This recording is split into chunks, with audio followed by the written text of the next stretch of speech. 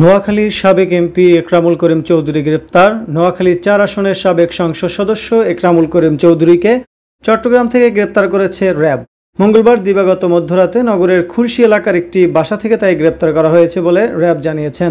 RAB ৭ চট্টগ্রামের সহকারী পরিচালক শরীফুল আলম বলেন, গোপন তথ্যের ভিত্তিতে খবর পেয়ে নগরের খুরশী এলাকার বাসা থেকে সাবেক এমপি একরামুল করিম চৌধুরীকে গ্রেপ্তার করা হয়। এ সময় তার কাছ থেকে ২৬,২০০ মার্কিন ডলার, ২,১০০ সিঙ্গাপুরের মুদ্রা ও বাংলাদেশি ১০ লাখ টাকা উদ্ধার করা হয়েছে।